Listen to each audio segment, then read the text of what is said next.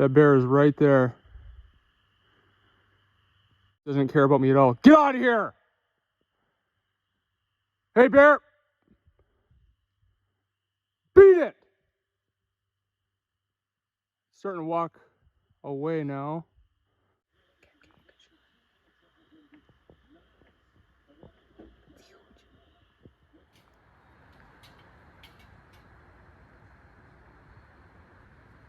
Good morning, everybody. So we have a little bit of a change of plans the next couple weeks here. Cierra is pregnant. We're both really excited. She will be due sometime this fall. I think we're both at the point in our lives where we're ready for it. We're ready to start a family and start having kids. So it was great news when we found out she was pregnant. Like I said, we're really excited. We're really looking forward to it. So I'll talk to you a little bit about what has changed here. So as you guys know, the plan was to get this thing roofed, let it sit till fall, chink it, build the floor, and then move in. So basically we would have got a roof on this thing, windows in, chinked, floor built, and then we would have moved in and then finished it while we were living in it.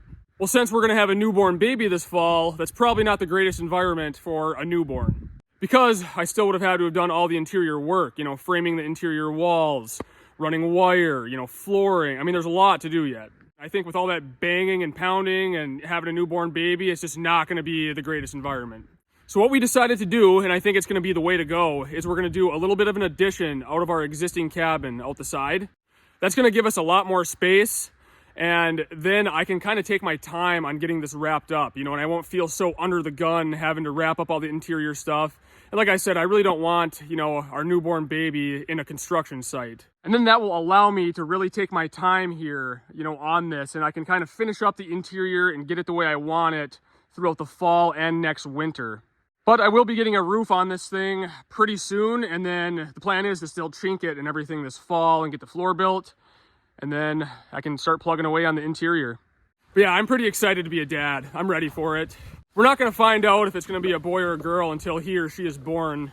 But whether it's a boy or a girl, it makes no difference to me. I'm just excited to get a family started. But I've already started. I have the beams built, the pads in place. So I'll be ready to start building the floor here in the next day or two. Yeah, it'll be a nice little bump out. I have to transplant all these trees. The roof will come out at a slant, and it's gonna give us a lot more room. We kind of planned on doing this eventually anyway, so we're excited to get this started.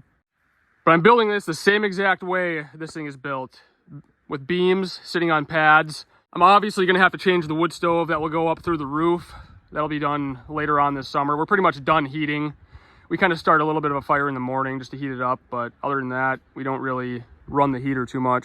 So this wall here will end up being an interior wall now, and then I do have more of these tie downs. I have 8 more, which will go around these beams. So this addition will be 16 feet, and yeah, the beams, everything's ready to go right now. Beams are level, pads are all level with each other. I'm gonna start running my floor joists here in the next day or two, but I am gonna go ahead and screw down these anchors, but they will be much easier to do now because then my floor joists will kind of be in the way. So I'm gonna go ahead and start getting those installed and then start running floor joists. So yeah, a little bit of a change of plans, but that's the way life goes sometimes.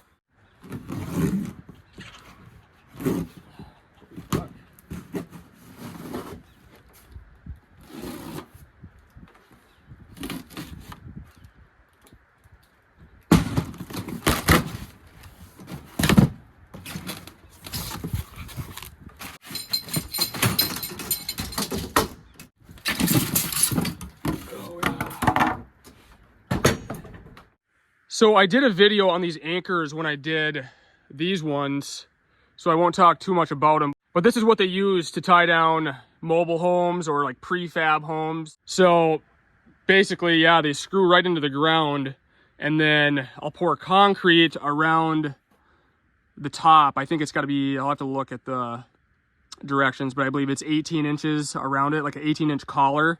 And that prevents it from knifing through the soil if you do get a strong wind. But if you look up the holding power on these, it's pretty insane how strong these actually are. So basically there will be a crawl space underneath this, you know, same way that the cabin is right now, so that you do have access to these. If you ever need to adjust these are adjustable too. And these tie downs, I mean, I feel good about having them. It's kind of a peace of mind thing, but plenty of people have cabins up here sitting on blocks that have been there for decades. They're only about 220 bucks for 8 of them, and it comes with all the hardware and everything. So in the grand scheme of things, that's pretty cheap and kind of a nice peace of mind to have when, you know, a storm blows up.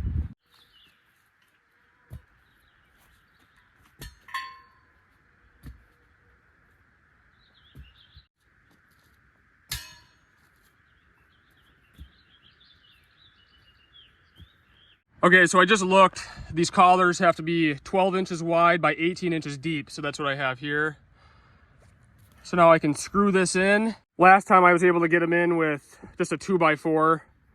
Takes a little bit of elbow grease, but they do go. And then these straps will wrap around the beam and get tied to this.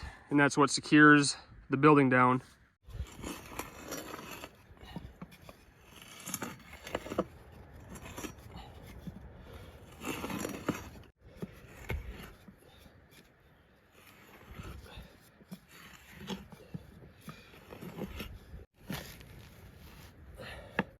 All right, guys, I got all of these anchors in. It's pretty easy digging, actually. There's just a little bit of topsoil and then it's sand, so it goes pretty quick and they screw in pretty nice. So I'm gonna unload all these floor joists. We got 50 of them this morning, so that's enough to do the entire floor on this addition, because they'll overlap and be nailed together on this center beam. Normally I would drive up here with the van and unload these, but it's rained for like a week straight, so the ground is really soft and I don't want to get the van stuck, so I'm just going to shuttle them over with the four-wheeler.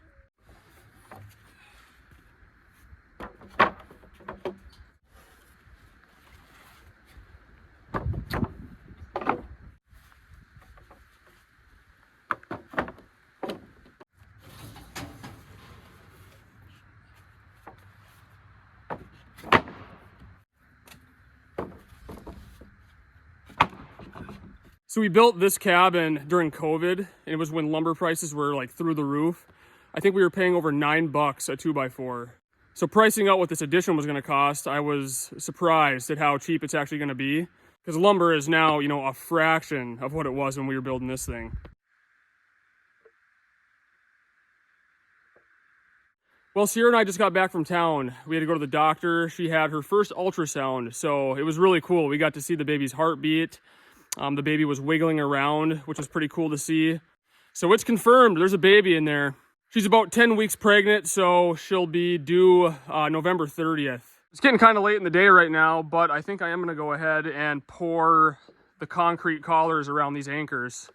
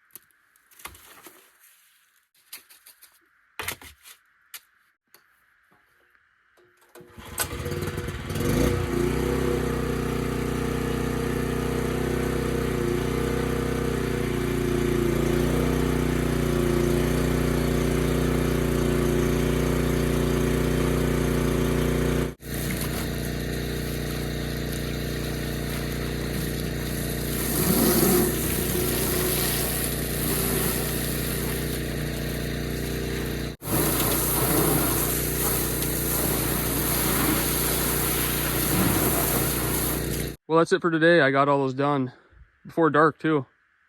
But all right, I think tomorrow we'll run these floor joists, get those all in, and maybe sheet the next day. I will see you guys tomorrow morning. Good morning, it's the next day. And as you can see, I started running my floor joists.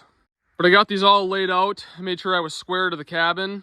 So I'm exactly 16 feet out and 32 feet long. And my diagonal measurements are exact, so that means I'm square. But now that I have all these laid out, it should go pretty quick.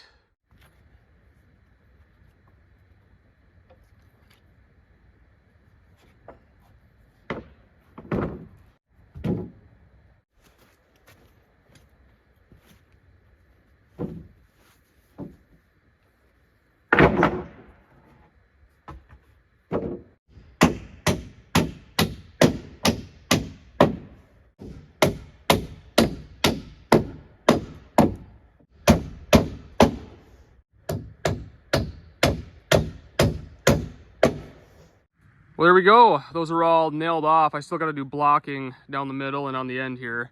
I transplanted several little trees, kind of in random spots all throughout the property here. But I have, let's see, there's that one. There's a couple right behind it there to do. And then all these ones right here can get transplanted. This one as well. So I definitely won't be getting to the sheeting in this video because I got to do my blocking tomorrow. I have to finish running those straps to tie this thing down. I have to insulate this, so I have to make a couple town runs to get supplies for some of that stuff. But it's coming out good so far. I'll see you guys in the morning. Well, it's about 1:30 a.m. right now. I woke up and I could hear something outside banging around by the garbage back there. So I figured it was a raccoon or a bear. It sounded big, so I came out and flipped on the light. So I flipped on the light. Look outside here, bear standing right on the other side of the door. You can see the tracks here. It was right here. You can see the prints. But anyways, I just rapped on the door and yelled at it and it took off. Well, anyways, hopefully it's gone for the night now. The garbage is just right behind the woodshed, just right over there. It's a pretty big black bear. I was waiting for one to come into the yard. We usually have a few each year that come around. If there's any more shenanigans, I'll let you know. Otherwise, I'll see you in the morning. Well, good morning. Let's have a look at the damage. Well, you can see this is all dented up. Those are all just cans in there. Recycling's free at the dump. And then I have 3. Well, you can see them. There's 1, 2. There's the other one. All this stuff, all these tires were stacked neatly here. See, he folded this one in.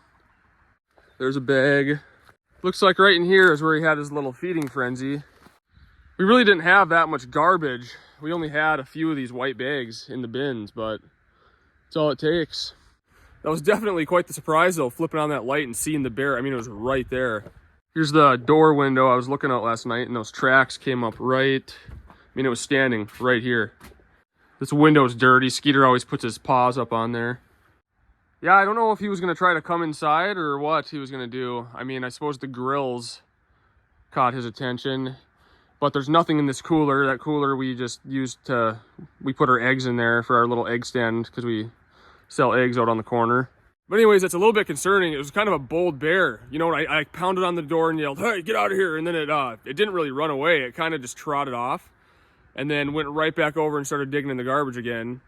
So then I yelled at it again, and then I heard it kind of scurry off, went back and laid down, and about an hour later, it was back. I could hear the garbage cans getting knocked around and stuff. So then I came out, yelled at it, scared it away again, and then about 20 minutes later, it came back again, and I did the same thing, and then it finally left and never came back. But we'll have to do something different because that bear will definitely be back. You know, once they find food like that, they're coming back, so have to keep our eyes peeled. Yeah, there's 2 animals that are really destructive if you live out in the country. You know, bears, obviously. We've had, bears get into our garbage, wreck our bird feeders. They're not too kind with things. And then mice, actually. You know, they can, if they get into your place, they can chew wires. You know, they poop all over your insulation and chew that up. We get them so bad, they actually make nests in my glove box in my truck once in a while. Sierra's air conditioning quit working one time in her car, and it was in the shop getting looked at for some other stuff. And I told him to look at the AC since it had gone out. And sure enough, it was a big mouse nest in there. They chewed up a bunch of stuff. So the mice are actually more destructive than the bears, really. But anyways, it's pretty fun to see. It's why I like living out in the woods. You know, it's always something. But I always get worried with Skeeter here. I try to take him out and let him go potty, you know, while it's still light out. But, you know, if he ever has to go out at night, like, you have no idea what's in the yard. Like, we have fox, raccoons, bears. There are wolves around here, coyotes, you know, you never know. And porcupines, skunks. He's been sprayed by a skunk several times, you know, when you let him out at night. But I always worry about the bears with him, you know, because if he runs after one and it swats him once, that's the end of Skeeter. We've ran into bears, you know, out walking in the woods before, and, you know, he just gets on high alert. He kind of starts barking, his hair stands up, and he kind of stays by me, which is good. But yeah, you never know. I just don't want him running after one because it could be bad.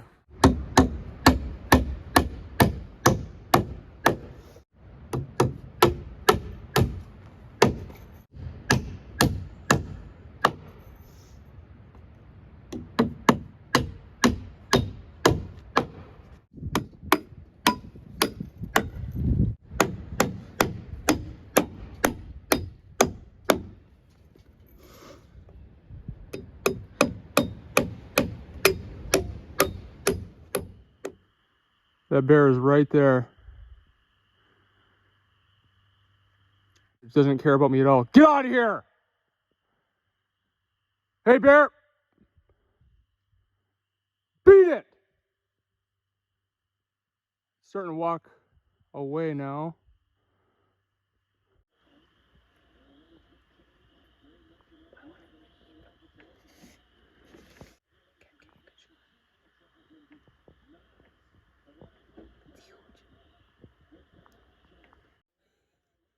It doesn't even care. He just, like, you know. I'm gonna go sit in my car now. Climb up it.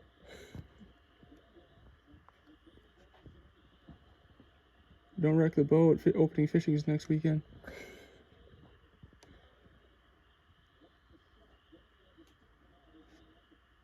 So that bear has come around a few nights in a row now. So here's the thing with the bears, because whenever I like show one in the yard or talk about one coming around, people are always, you know, like, shoot it, shoot it. We get several bears that come through, like, come right in our yard every summer. This is only the second time I've had one get into the garbage like that. When it does happen, I just secure it. I'll put it, you know, I'll end up putting it like in the bathhouse or something like that and lock it up. And then we've had them come in and wreck our bird feeders, which is very common. Whenever one does come around, we just start bringing our feeders in at night, and that's the way it goes. But this bear, even though it's stubborn, it hasn't caused any property damage, and it hasn't charged me or anything like that. So there's really no reason to kill it. It'll probably just move on in the next day or two. I was just talking to my neighbor up the road here. He said that the bear's been around his place too, got into his garbage and spread it all over. We don't have any trail cameras out in the woods here right now. We usually do, but they're all at the new property. But when we do have them out, I mean, a bear comes through every week, you know. Once in a while, they'll turn and come into the yard, but usually they just pass right on through and don't cause any problems. If one did try to get into the chicken coop, you know, I would do something about it. If it ever charged me, I would do something about it. But, yeah, I haven't felt threatened, and it hasn't done any property damage. It just got into the garbage one night, you know, that happens. Normally, they take off right away and hightail it as soon as you yell at them or whatever, you know, clap at them. And this one, yeah, it's just a little bit more bold and stubborn, but pretty sure it's just going to move on in the next day or two and we won't have any more problems. Last night, the bear was probably about 30 yards from me, and it was just before dark, and the chicken coop door was open. You know, I usually shut them up, you know, right before dark. And I wasn't a big fan of the chicken coop door being open with the bear right in the yard like that, so... But I watched the bear. It was probably about 30 yards from me, and I slowly walked over to the chicken coop door, shut it, kept an eye on the bear the whole time, and it just sat there and watched me. Got the door shut, and then came back and went inside. But I wanted to get the chicken coop door shut at least, so at least if it was going to try to get at the chickens, it at least had to work for it a little bit, and then I would hear it and be able to do something about it. But that entire time, I walked to the coop to shut the door and came back. It never charged me or anything. It just sat there. I had a shotgun with slugs on me, you know, just in case it charged me or something. I mean, you should take bears seriously, you know. They have attacked people. They do kill people. But anybody that spends a lot of time in the woods and has been around them knows that, you know, like Hollywood and these reality TV shows, they exaggerate it so much. When I used to live in Alaska, you know, I'd camp quite a bit and spent a lot of time in the woods there, and grizzly bears are a little bit of a different story. You know, those I'm, you know, a lot more concerned about. But black bears are pretty much just big squirrels, you know. 99 times out of 100, you yell at them, clap at them, they're gone. This one, a little bit more stubborn, but bears are like people, you know, they all have their own personalities. And this one's not really scared of anything, it seems like, but he's also not aggressive, if that makes sense. So odds are this thing's just going to move on and that'll be it. My grandparents lived not too far from here, and they had bear problems quite a bit. You know, wreck their bird feeders, and then my grandpa would just go out and throw a hammer at them or something and scare them away.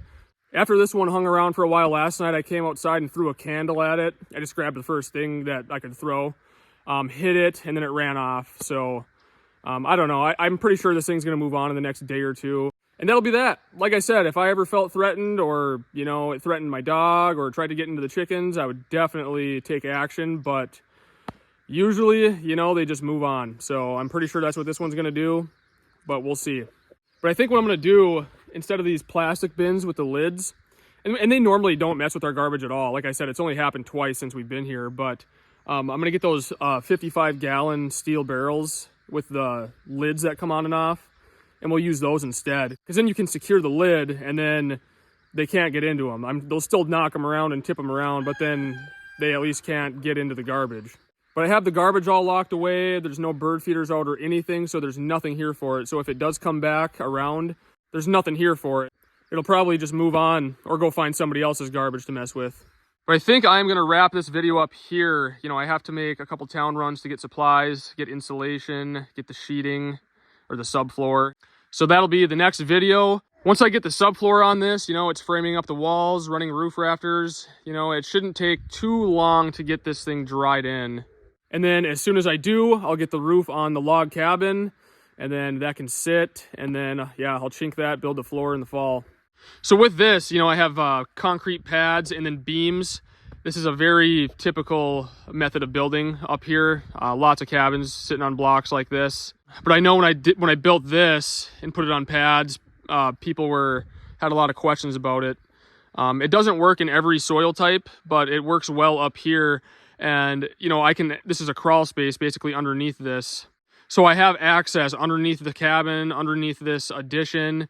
And if I ever need to, if these pads ever move, it's very easy to throw a couple bottle jacks underneath and do whatever you need to do to adjust the blocks. But like I said, this thing's been here for years now. And yeah, all the blocks are still sitting level. The cabin is still sitting level. So we'll see. I might have to do it once or twice in my lifetime. But having it built on beams like this, you know, you just throw a few bottle jacks underneath it, and pretty easy to adjust if you ever need to. Also, this entire thing will get skirting this year all the way around the cabin, this addition. So this crawl space underneath will be heated. So these blocks will never see frost. So that helps things a lot. But yeah, in a lot of parts of Alaska, this is what you do. You know, there's permafrost. So you build right on top of the ground like this, so that way you can adjust things when you need to, because you're going to have frost heave there. You know, there's no way around it. So doing it in this manner allows you to have access to it, and it's easy to adjust, like I said. So it works pretty well. Well, that's going to do it for this video. Cierra and I are really excited to start a family. You know, we're ready for it. I think our kids are going to have a great life. So plans changed a little bit, but like I said, that's life. Sometimes you just got to go with the flow and roll with it. But next video, I'll have this insulated. We'll do our subfloor, maybe even start on the walls. That'd be cool. But as always, thanks for watching, and I'll see you guys on the next video.